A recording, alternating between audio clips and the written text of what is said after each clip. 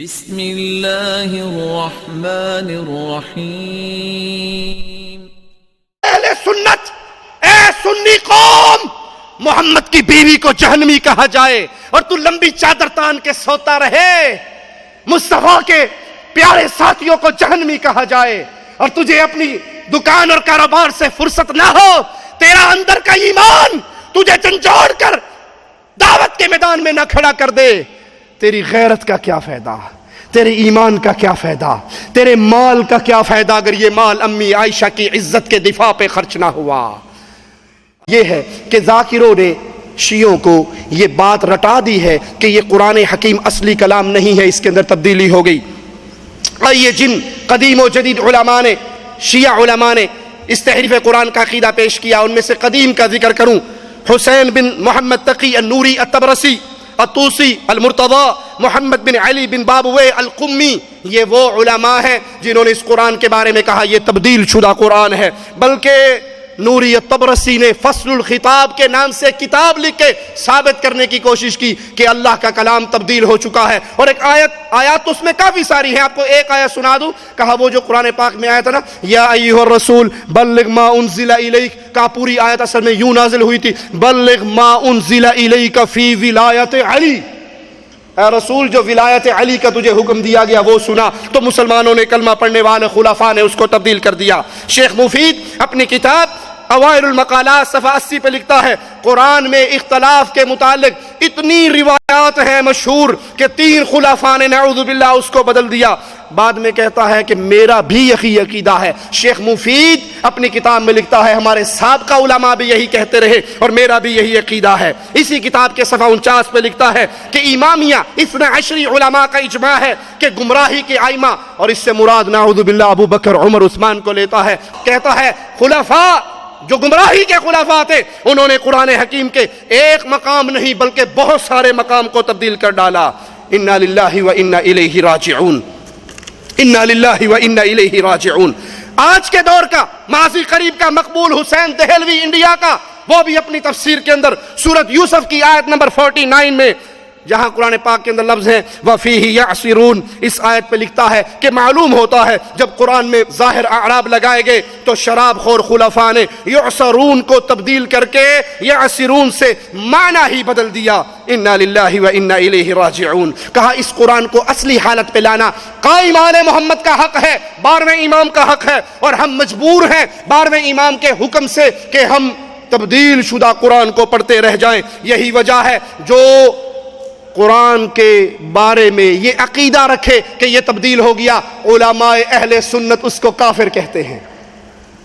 علماء اہل سنت اس کے کافر ہونے کا اعلان کرتے ہیں جو قرآن کے بارے میں عقیدہ رکھتا ہے کہ یہ تبدیل ہو گیا۔ اے عقل مند انسانوں، ہم سوال کرتے ہیں تم سے کہ اہل سنت کے پاس جو کلام الہی کا نسخہ ہے وہ تو مشہور اور تواتر سند کے ساتھ مسلمانوں کے پاس قراء کی اسناد ہیں جو خود پیارے نبی محمد کریم صلی اللہ علیہ وسلم تک ملتی ہے۔ ہم کہتے ہیں ٹھیک ہے، تمہارے عقیدے کے مطابق یہ قرآن تبدیل ہو گیا۔ عقل مندو، عقل کو استعمال کرو۔ جو قرآن اصلی مصحف فاطمی جس کا تم نے نام رکھا ہے، جو 12ویں امام باقر کے 12ویں امام کے پاس ہے، قائم آل محمد کے پاس ہے، اس کی سند بھی ہمیں سنا دو، ہمیں بتا دو۔ ہمارے پاس تو روایت حفص ہے، ہمارے پاس روایت ورش ہے، روایت قالون ہے، اور یہ پوری سند مل رہی ہے پیارے حبیب تک۔ اب جو قرآن امام غائب لے کے بھاگ گیا اس کی سند، امام عسکری کی سند، امام ہادی سے، وہ جواد سے، وہ رضا سے، وہ کاظم سے، وہ صادق سے، وہ باقر سے، وہ زین العابدین سے، زین العابدین حسن یا حسین رضی اللہ عنہما سے، وہ سند بھی ہمیں سنا دو۔ کیوں؟ تمہارے عقیدے کے مطابق صحابہ تو سارے کے سارے نعوذ باللہ مرتد ہو گئے تھے، صحابہ کی سند تو چلے گی نہیں، اب اہل بیت کی سند سے اپنا قرآن تو ثابت کر دو۔ ثابت ہوا کہ ہر 12 یہ عقیدہ رکھتا ہے کہ یہ قرآن تبدیل شدہ ہے۔ اور اللہ مالک کیا کہتا ہے؟ مالک فرماتا ہے انا نحن نزلنا الذکر وانا له لحافظون، ہم نے اس ذکر کو نازل کیا ہے اور اس کی حفاظت کا ذمہ کس کے ہاتھ میں ہے؟ اور جس کی حفاظت کا ذمہ میرا رب لے اسے کوئی تبدیل نہیں کر سکتا۔ احادیث مبارکہ کے بارے میں شیعہ کا عقیدہ ہے، تفسیر القمی میں بصائر الدرجات میں وہ یہ عقیدہ بھی رکھتے ہیں کہ قرآن اصل میں ثقل اکبر ہے اور اہل بیت اصغر ہیں. ہم کہتے ہیں جو اہل بیت کی توہین کرے تم اس کو کافر کہتے ہو, اور جو قرآن پاک کو تبدیل شدہ کتاب کہے اس کو مسلمان مانتے ہو. عقل تمہاری کہاں چلی گئی؟ ہمارا اہل سنت کا عقیدہ ہے جو اہل بیت کی توہین کرے ناسبی بنے. ہمارا اس سے بھی کوئی رشتہ نہیں. جو ابو بکر، عمر، عثمان، معاویہ، ابو سفیان، عائشہ، حفصہ کی تکفیر کرے وہ بھی کافر ہے. نہ ناسبیوں سے تعلق ہے نہ رافضیوں سے تعلق ہے. محمد سے پیار کرتے ہیں، آل محمد سے پیار کرتے ہیں، اصحاب محمد سے پیار کرتے ہیں صلی اللہ علیہ وسلم. جب تم اہل بیت کے قاتلوں کو، حسن و حسین کے قاتلوں کو کافر کہتے ہو، قرآن کو تبدیل شدہ کہنے والے نوری طبرسی کو کافر کیوں نہیں کہتے؟ یہی وجہ ہے اوائل المقالات میں اور محسن الکاشانی نے تفسیر الصافی میں یہ دعویٰ کیا کہ قرآن کی تحریف پر، قرآن کے تبدیل شدہ ہونے پر ہمارے علماء کا اجماع ہے. اے حق کی تلاش کرنے والے انسان، اللہ کے لیے اس قرآن حکیم کے بارے میں جو مالک کا دعویٰ ہے الف لام میم ذالک الکتاب لا ریب فیہ، اس میں کوئی شک نہیں. یہ قیامت کی دیواروں تک محفوظ ہے. نہ زیر بدلا گیا، نہ زبر بدلا گیا، نہ لفظ بدلا گیا، نہ حرف بدلا گیا. تجھے اگر رب کے کلام پہ یقین ہے تو پھر تیرے ذاکروں نے جو یہ پٹی پڑھائی ہے ان کی وادی سے نکل کے اصحاب رسول اللہ سے محبت کرنے والوں کے اندر شامل ہو جاؤ. ہمارے نزدیک قرآن کی بہترین تفسیر احادیث مبارکہ ہے، اور تمہارے نزدیک الشیخ الاکبر جعفر کاشف الغطا، جس نے نوری طبرسی کی تعریف میں زمین و آسمان کے کلابے ملائے اور کہا یہ عام شیخ نہیں، یہ چھوٹا موٹا مولوی نہیں، یہ بہت بڑا شیخ، محدثین کا بھی امام تھا. تمہارے بزرگ قرآن پاک کو تبدیل شدہ کتاب کہنے والے کو وقت کا محدث کہتے ہیں، امام کہتے ہیں، اور جو احادیث رسول ہیں ان کے بارے میں تم کہتے ہو نعوذ باللہ یہ ابو ہریرہ کی روایت ہے، اور ابو ہریرہ کو نعوذ باللہ ثم نعوذ باللہ نقل کفر نباشد فاضل علوی علیہ من اللہ ما یستحق کہتا ہے جس کو اپنے باپ کا نہیں پتا اس کو محمد کی حدیث کا کیا پتا ہوگا. حکم ہوئے سونے رسول دا کہ پڑھو تراوی، اسی پڑھا.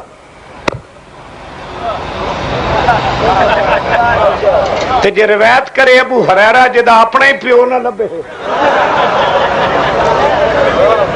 نہیں سمجھ ہے. انا للہ و انا الیہ راجعون. اور ابو ہریرہ کا جملے کتنے پیارے ہیں. فرمایا جس کے دل میں ایک ذرہ بھی ایمان ہوتا ہے وہ جب میرا نام سنتا ہے تو مجھ سے محبت کرتا ہے. ابو ہریرہ سے دشمنی کرنے والوں، تمہارا کفر اور نفاق کھل کے ہمارے سامنے ہے، کیونکہ ہمیں پیارے نبی کے پیارے صحابی نے کہا تھا مومن ابو ہریرہ سے محبت کرتا ہے، منافق ابو ہریرہ سے دشمنی کرتا ہے. تو آپ برات کیجئے ان لوگوں سے جو قرآن حکیم کو تبدیل شدہ کہے، جو پیارے نبی صلی اللہ علیہ وسلم کی احادیث کا انکار کرے. پھر اس کے بعد تیسری بات کہہ کے اپنی بات کو ختم کرتا ہوں. پیارے نبی صلی اللہ علیہ وسلم کے صحابہ، وہ پیاری جماعت جنہوں نے سب سے پہلے کلام الہی اور احادیث رسول اللہ پہ عمل کر کے دکھایا. سب سے پہلے کون تھے؟ وہ صحابہ تھے. اور جو صحابہ کے بارے میں یہ عقیدہ رکھے، میں مثال دے کے آپ کو سمجھاتا ہوں. ایک استاد 23 سال طلبہ کو پڑھاتا رہے، 23 سال تک اس کے طلبہ پھیلتے رہے اور 1 لاکھ کم و بیش اس سے زیادہ ہو جائیں، اور اس استاد کے فوت ہوتے ہی صرف 3 طالب پاس ہوں، باقی سارے کے سارے فیل ہو جائیں. وہ استاد کامیاب ہے یا ناکام؟ جی بولیے. جس نے 23 سال پڑھایا، امتحان کا ٹائم ہے تو 3 پاس ہوئے، استاد فیل ہو گیا. اور ظالمو، تم میرے رسول کے صحابہ کو گالی نہیں دے رہے، محمد کو گالی دے رہے ہو صلی اللہ علیہ وسلم. کیوں؟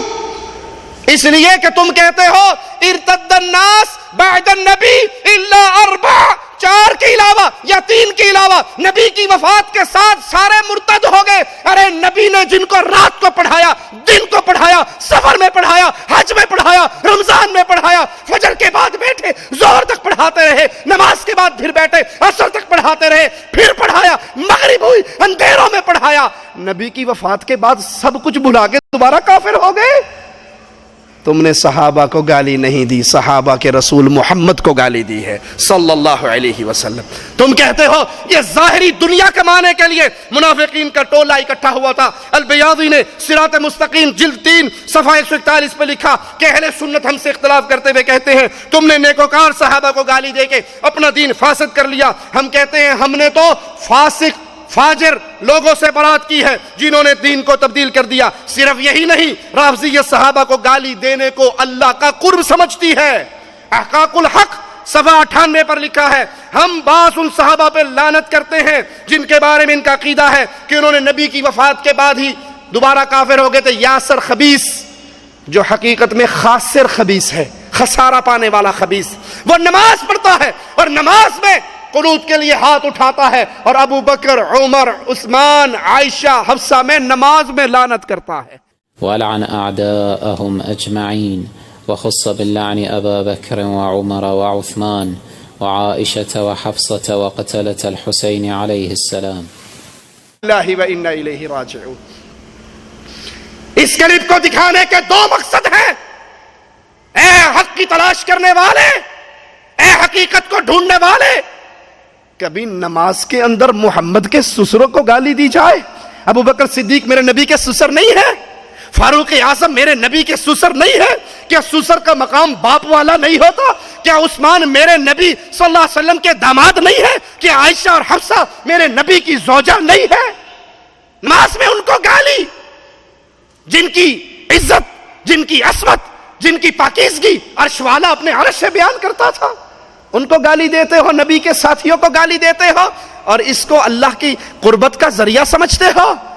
اور دوسرا سوال اے اہل توحید تم سے ہے، اے میری سنی قوم، یہ کلپ دکھا کے میں تمہیں جگا رہا ہوں کہ آج کفر اس حد تک بڑھ چکا ہے، وہ نمازوں میں ابو بکر کو گالی دے رہے ہیں، عثمان کو گالی دے رہے ہیں، عمر کو گالی دے رہے ہیں، حفصہ کو گالی دے رہے ہیں، خدیجہ رضی اللہ تعالی عنہا ان کے رسول صلی اللہ علیہ وسلم کی زوجیت میں آنے والی بیویوں کو گالی دے رہے ہیں۔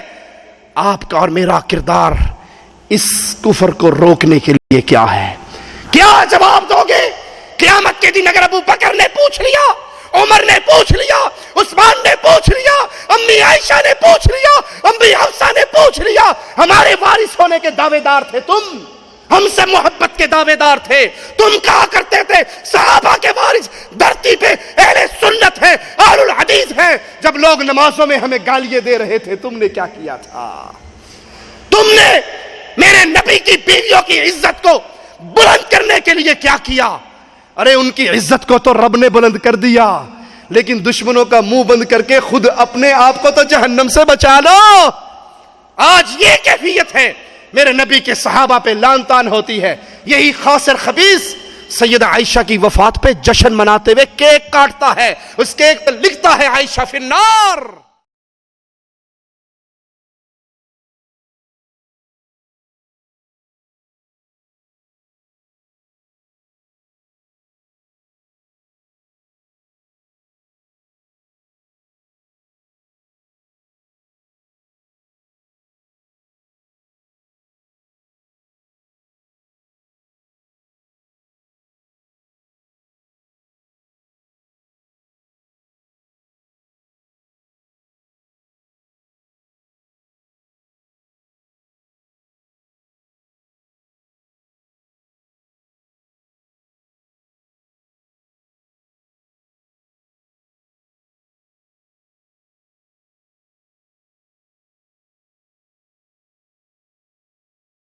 اہل سنت، اے سنی قوم، محمد کی بیوی کو جہنمی کہا جائے اور تو لمبی چادر تان کے سوتا رہے، مصطفیٰ کے پیارے ساتھیوں کو جہنمی کہا جائے اور تجھے اپنی دکان اور کاروبار سے فرصت نہ ہو، تیرا اندر کا ایمان تجھے جھنجھوڑ کر دعوت کے میدان میں نہ کھڑا کر دے، تیری غیرت کا کیا فائدہ؟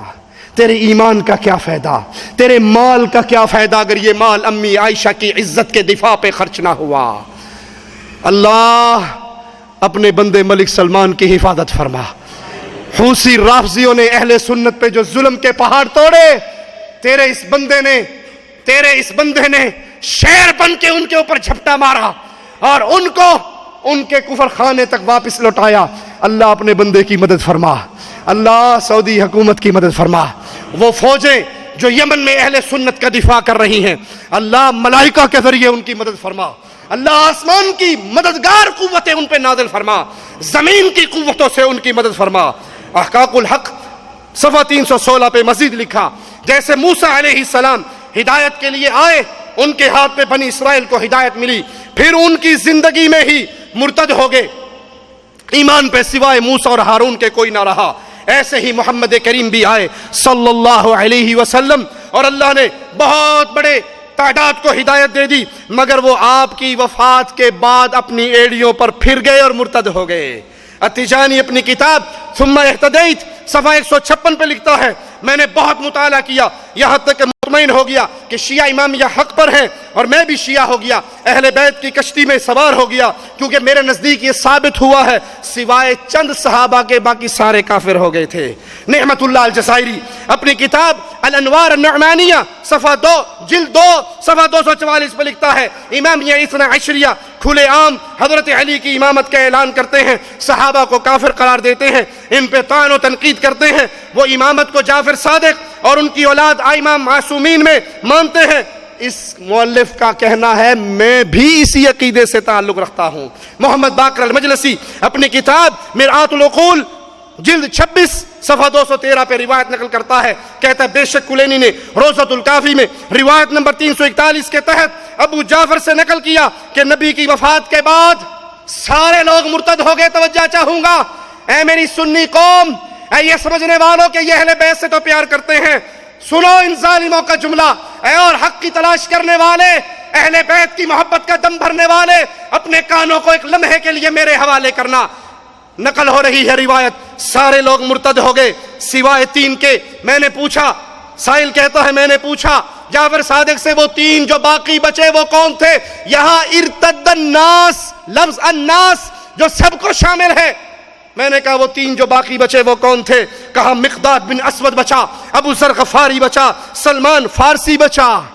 الناس میں سارے آگے نا، اہل بیت بھی آگے اور صحابہ بھی آگے، تو سب سے پہلے علی کا نام ہونا چاہیے تھا، علی کا نام ہوتا، حسن کا ہوتا، حسین کا ہوتا، فاطمہ کا ہوتا، عباس کا ہوتا، اولاد عباس کا ہوتا، عقیل کا ہوتا، اولاد عقیل کا ہوتا۔ ان ظالموں نے صرف محمد کے صحابہ کو گالی نہیں دی، محمد کے اہل بیت کو بھی گالی دی ہے۔ ارتد الناس، سارے کے سارے مرتد ہو گئے۔